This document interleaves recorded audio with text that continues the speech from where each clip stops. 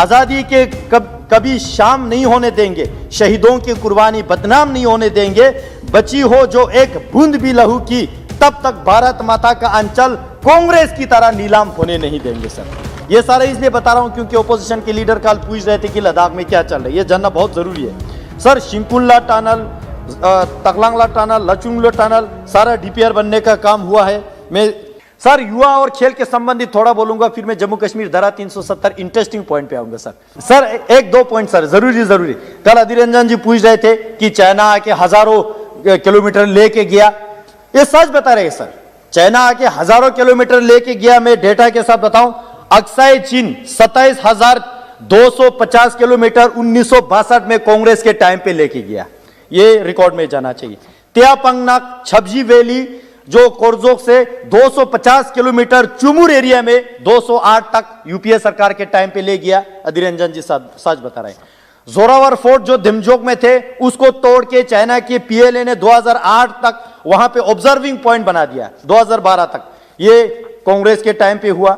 उसी तरह धूमचले जो एंशिएंट ट्रेड पॉइंट है 2008 से 9 तक वो भी ले गया, तब सरकार में कौन थे? कांग्रेस थे। लेकिन आज मैं मोदी जी को धन्यवाद देना चाहता हूं जो देश की सुरक्षा केवल प्रधान सेवक ही नहीं बल्कि प्रधान रक्षक बन के जो है देश के सीमा को इतने मजबूत करके 10-20 गुना इंडियन आर्मी उधर तैनात करके देश के सीमा को इतना मजबूत किया। इसलिए मैं बताना चाहता हूं सर, आजादी के कभी शाम नहीं होने देंगे, शहीदों की कुर्बानी बदनाम नहीं होने देंगे, बची हो जो एक बूंद भी लहू की तब तक भारत माता का अंचल कांग्रेस की तरह नीलाम होने नहीं देंगे।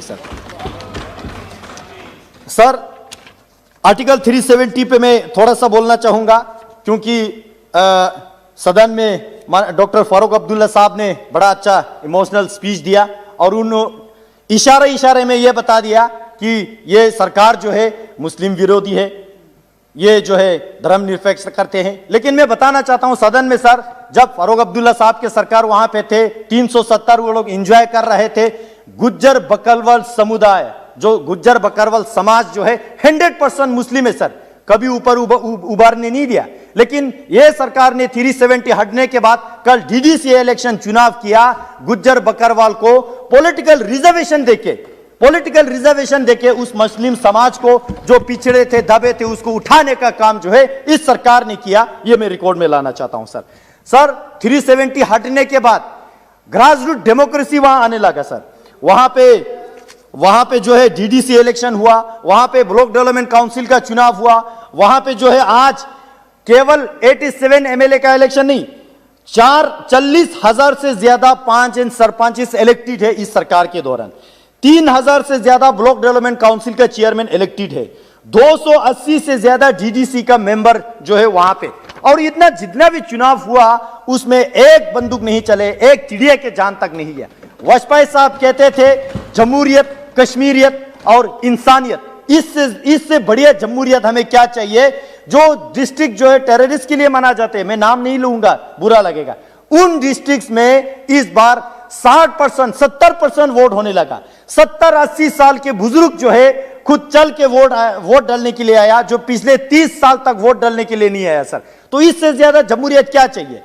इस सरकार के दौरान कश्मीर में शूट एट साइड का एक बार भी ऑर्डर नहीं हुआ, इससे ज्यादा इंसानियत क्या चाहिए?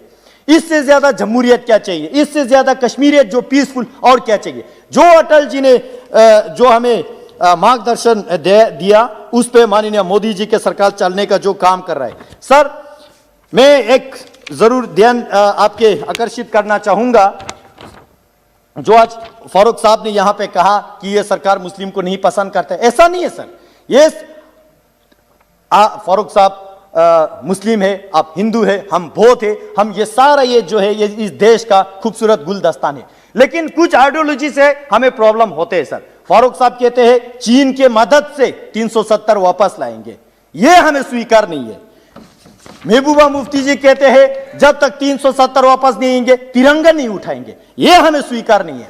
कारगिल में कांग्रेस का काउंसलर कहते हैं आधा लद्दाख यानी लेह डिस्ट्रिक्ट कांग्रेस चाइना को दे देना चाहिए, ये हमें स्वीकार नहीं है। ऐसा विचारधारा जो है हमें स्वीकार नहीं है, इसलिए जो है ऐसे विचारधाराओं के साथ हम अंतर करते हैं। अन्यथा देश के मुसलमान के साथ, देश की क्रिश्चियन के साथ, देश में जितने भी लोग रहते हैं, किसी के साथ हमें प्रॉब्लम नहीं है। इस देश का नारा है सबका साथ, सबका विकास और सबका विश्वास। आपने मुझे समय दिया बोलने के लिए, तो और भी बहुत सारे हैं जो anti corruption bureau Jammu Kashmir में लगा के, रोशनी एक्ट में जमीन घोटाला कितना हुआ, क्रिकेट में कितना घोटाला हुआ, वो सारा धीरे धीरे बाहर आ रहा है। सर, कस्टोडियन और इवैक्यू प्रॉपर्टी एक्ट खत्म करने की जरूरत है। मैं आपके माध्यम से सरकार के ध्यान आकर्षित करना चाहूंगा।